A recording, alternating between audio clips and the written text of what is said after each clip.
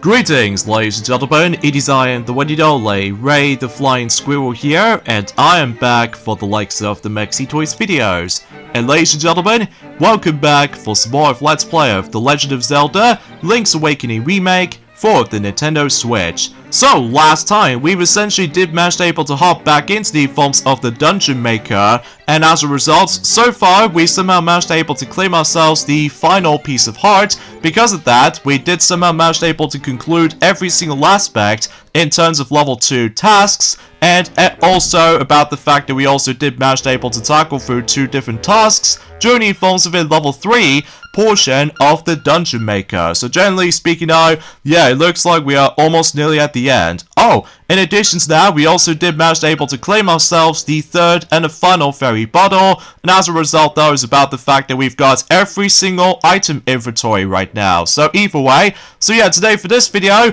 is that we're going to be able to head over to the final 2 tasks during the forms within the Dungeon Maker, specifically the level 3 catalog. And as a result though is about the fact that I'm pretty sure the next challenge we're going to be dealing with right here is that I'm pretty sure we're not allowed to use the sword, and then there's also going to be the last one, which we'll explain more about it until whenever we unlock the final task for the sake of the forms of level 3 category. So either way, now here's the big differences this time around though, in regards to the forms of this part in particular. Well, I'm actually not going to be able to actually edit out the forms of those specific dungeon layouts, because as far as I'm aware, if you couldn't tell already, it's about the fact that the video's length is going to be slightly shorter than the rest. Plus it's mainly because I feel like about the fact that for the most part, when it comes to the forms of this particular task, it's pretty straightforward. So no matter what though, it's about the fact that, at least potentially speaking though, it's about the fact that, well, obviously though, it's about the fact that, like I stated before, this particular task we're about to be tackling through next, and that's what appears to be about the fact that we have to go for this entire dungeon without using a sword. So generally speaking though, it's about the fact that the only things you can only use up to this point, and that's what appears to be your item inventories. So ranging from boomerangs to magic rod, and vice versa though, really. So either way though, and relatively speaking though, is about the fact that there's also another thing it's worth mentioning for actually, is that if you do manage to able to complete level 3 category in regards to the forms of the Dungeon Maker mode, you would able to actually access to the another set of tasks, where basically though is about the fact that some of these tasks gives you like a freebie. Likely, for instance, is about the fact that if you try to tackle for one of those tasks later on, and basically those that some of these objectives are pretty much standard, whilst there are other times though about the fact that we might come across into restrictions every once in a while. Like for instance, in during the forms in the last video, that we did somehow tackle for the previous task by simply only gonna have to utilize with only 3 hearts, and although there's also another one of those specific limited amount of hearts restrictions, which again we'll save that particular topic until for later, and there's also going to be a time limit, and also not allowed to use sword or shield perhaps. Well, mind you about the fact that it's been about quite a few hours ago since I actually have last played this game for sure,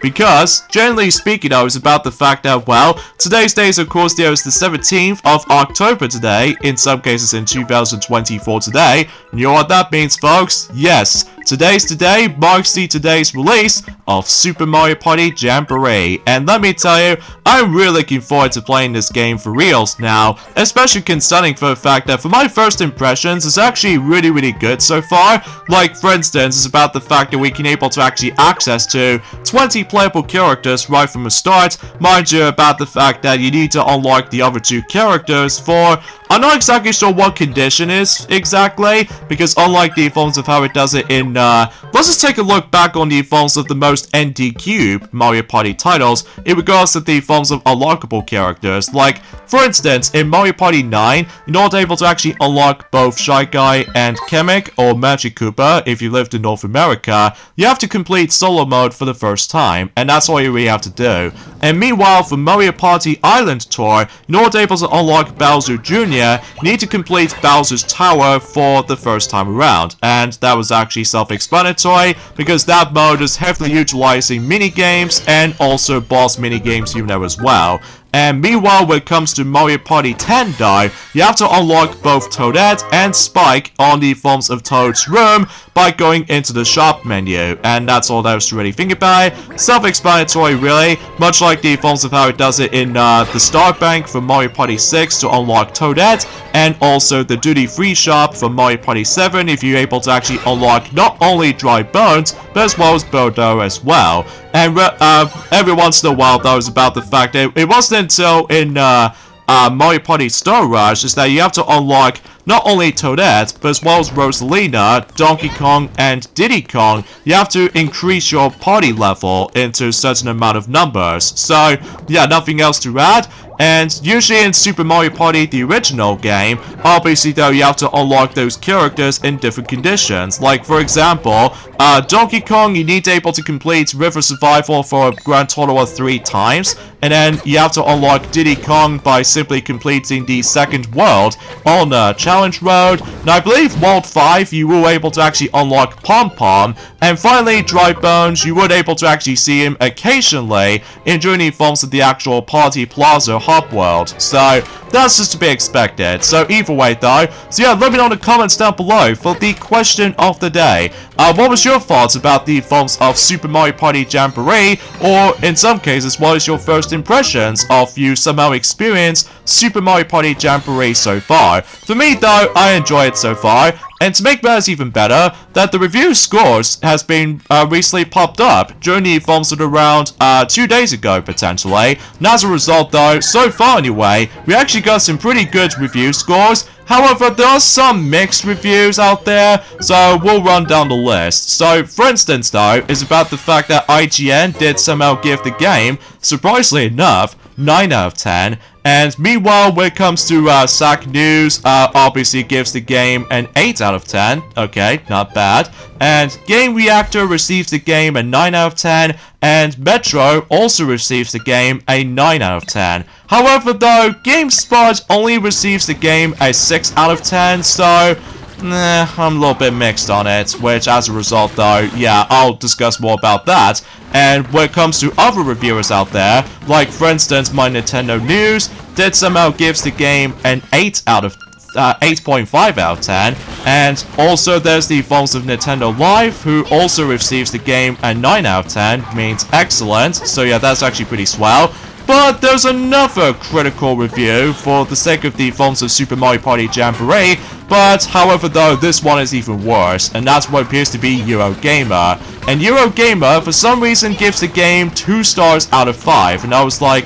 are you kidding me? Well, mind you about the fact that he finds the game incredibly boring, and I was like, I'm having fun here. I mean, relatively speaking, as a new entry in the series, well, despite the fact that they did manage to able to technically bring back not only classic boards, but as well as classic retro minigames from Mario Party's past. Well, let's just say, for instance, some of these minigames from Mario Party 1, Mario Party 2, technically, and there's also Mario Party 4, 5, and 6, but for some reason they skipped over certain returning minigames from Mario Party 3, 7, 8, 9, and 10. So, my guess is about the fact that, well, they're most likely going to be focusing on brand new minigames that's actually introduced in Super Mario Party Jamboree, so understandably so. So either way,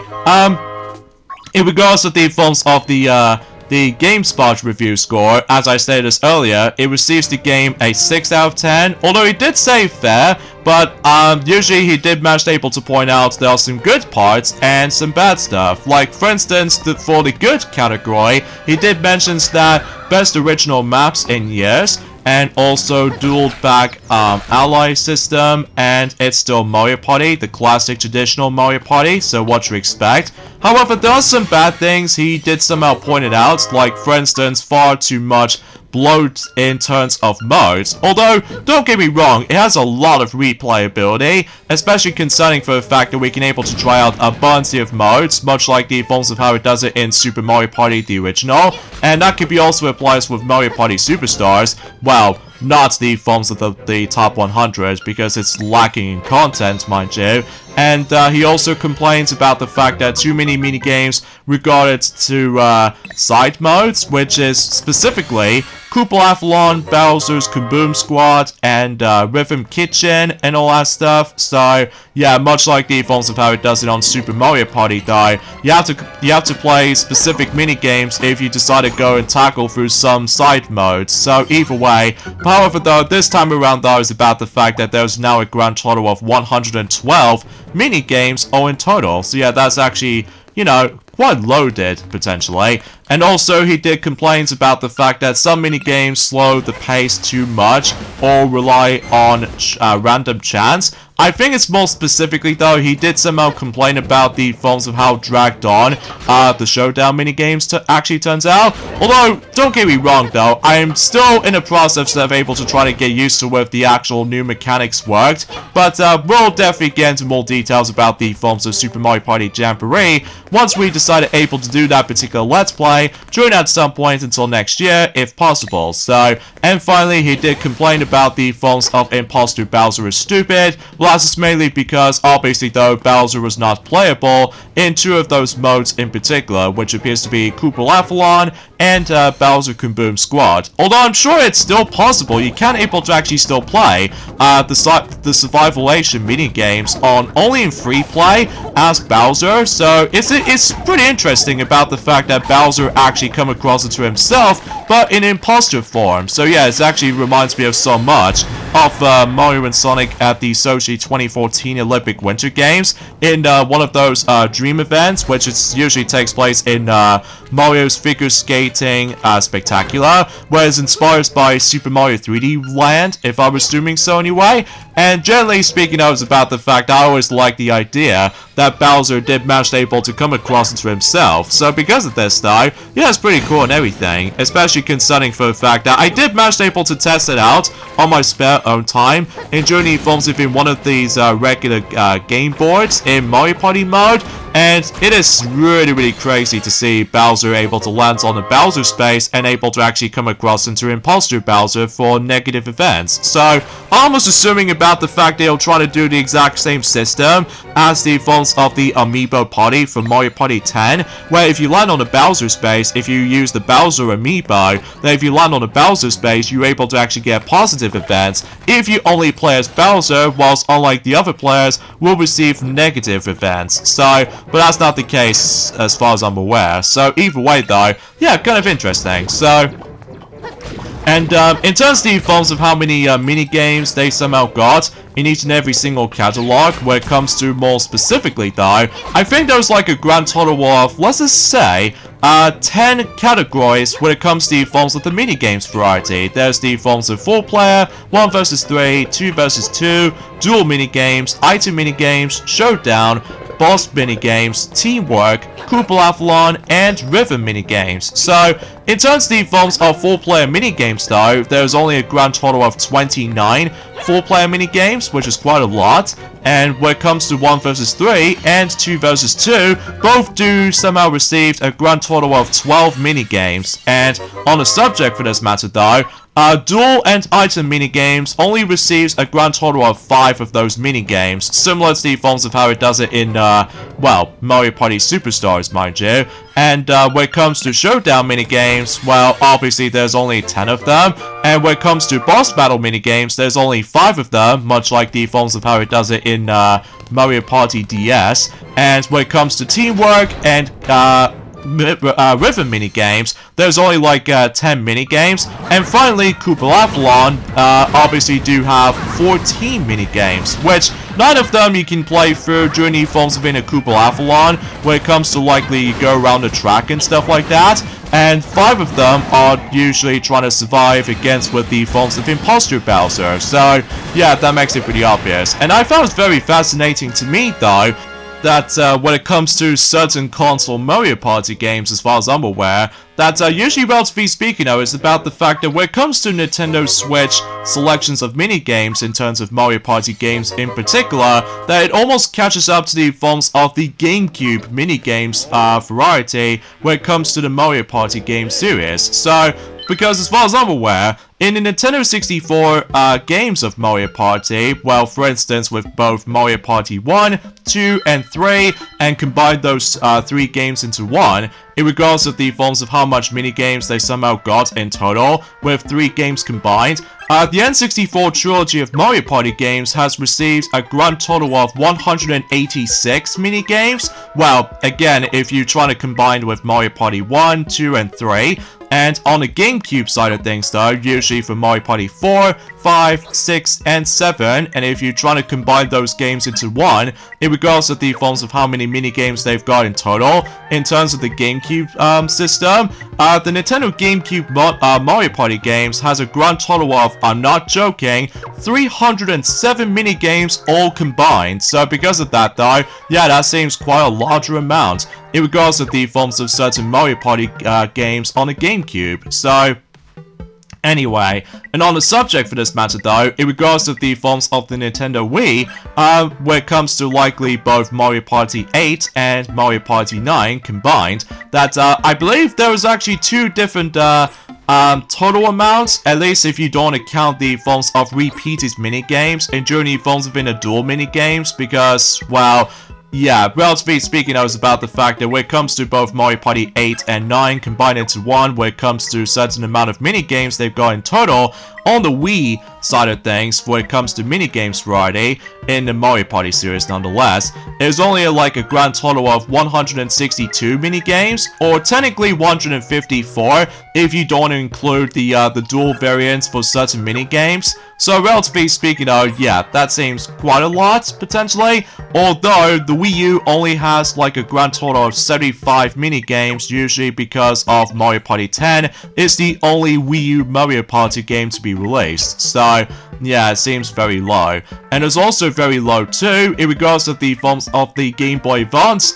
games, usually between both Mario Party E for the e-reader, alongside with the forms of Mario Party Advance as well, because usually technically Mario Party E only receives a grand total of 11 minigames, so that's actually far more lower in comparison to the forms of the other games in the series. So generally speaking, I was about the fact that obviously Mario Party E only has 11 minigames, and meanwhile for Mario Party Advance only has 50 minigames, and combine those 2 games together on the Game Boy Advance side of things, it has a grand total of 61 minigames. So yeah, that's definitely much more lower than I was expecting. Again, it's probably because of the limitations on the Game Boy Advance, so understandably so. So either way, and on the subject for this matter though, Mario Party DS only has a grand total of 73 minigames as far as I'm aware, and yeah, nothing else I could really add. And generally speaking though, when it comes to Mario Party Island Tour, Star Rush, and the Top 100, usually all of those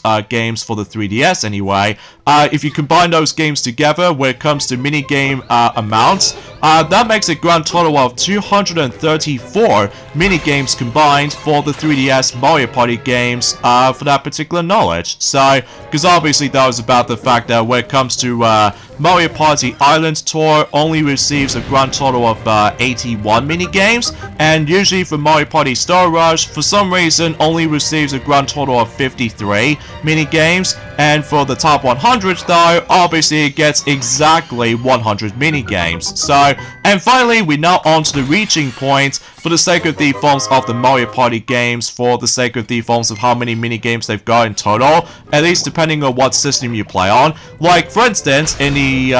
well, the Nintendo Switch side of things, when it comes to Mario Party games in particular, well, I think, truth be told, is that the Nintendo Switch games for the Mario Party games, when it comes to minigame total, is now on to 301 minigames total. So yeah, that seems, you know, very, very ridiculously high, although it almost beats out the GameCube amount of minigames as far as I'm concerned, of how much it got in total, with each and every single installment in Journey forms of per console. So yeah, that's actually pretty cool and everything. So, because for instance though, I believe in, well obviously though, in Mario Party Superstars, it has a grand total of 105 minigames, and usually on Super Mario Party only has a grand total of 84 minigames, and as I mentioned this before, Super Mario Party Jamboree now got, you know, 112 minigames. So yeah, that's, you know, quite a lot of mini games as far as I could like able to point things out. So,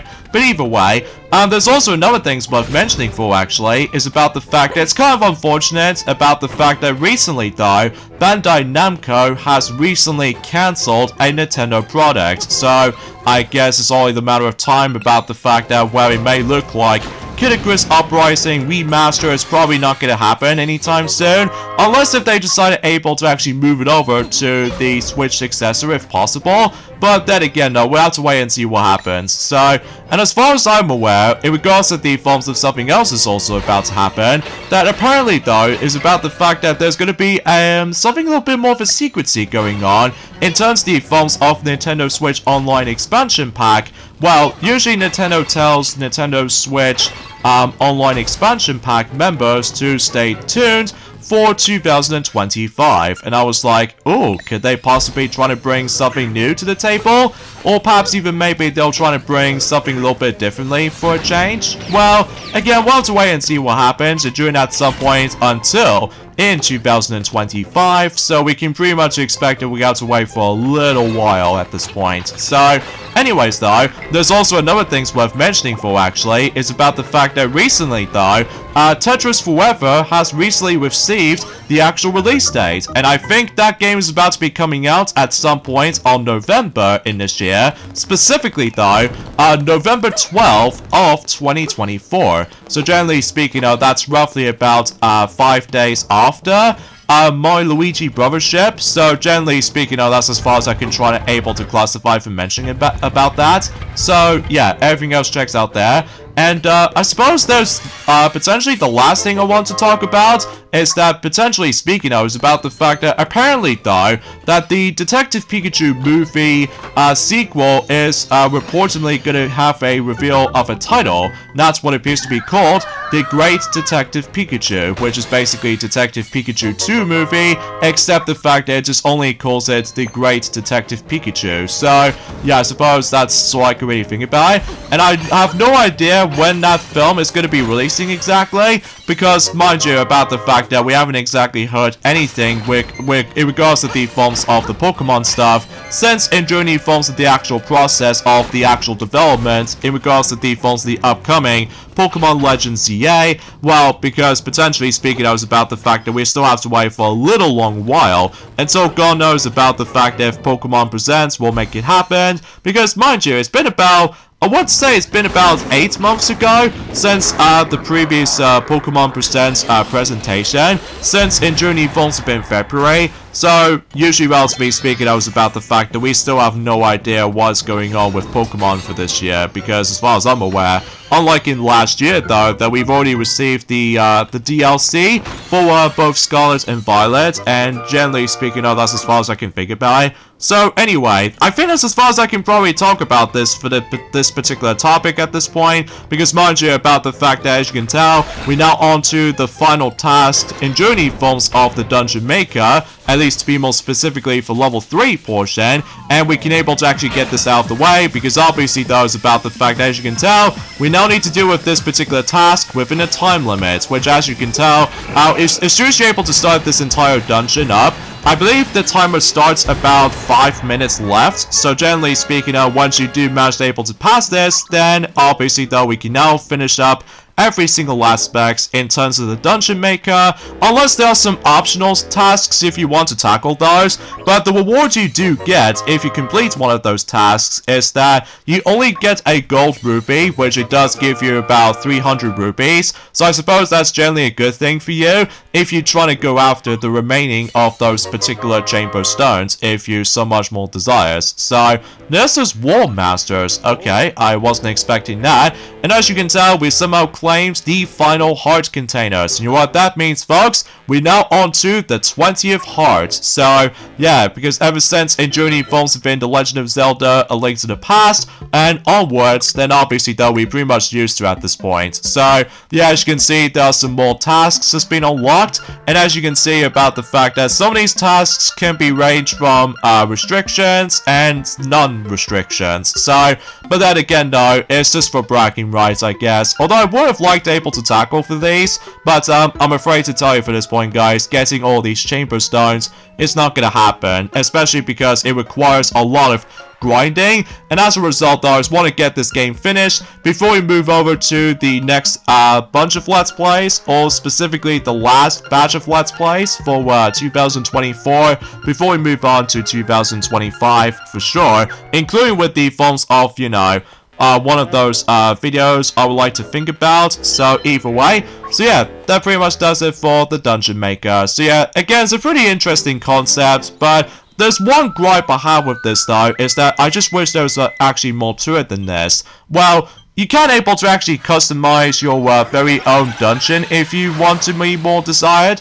but it's just about the fact it does manage to require the specific amiibo not able to actually save your progress in regards to the forms of dungeon making stuff, and potentially speaking I was about the fact that we'll talk more about that until whenever we get on to the extra video on this, especially concerning for the fact that, like I stated before, we are basically almost nearly at the end of this game for this point right now, and in fact, no matter what though, we're now on to the final stretch of the Legend of Zelda Link's Awakening remake. So, again, I do apologize for that tongue twisting in the end, folks, but that's just mainly because, still, I'm just so excited able to actually play through Super Mario Party Jamboree right now, especially concerning for the fact that, again, my first impressions is really good so far, and generally speaking, I was about the fact I just seriously cannot wait to able to actually just to try out online mode, and generally speaking though actually, is about the fact that we've only got about exactly 8 more days to go until Sonic X Shadow Generations was expected to be releasing, or technically 5 days left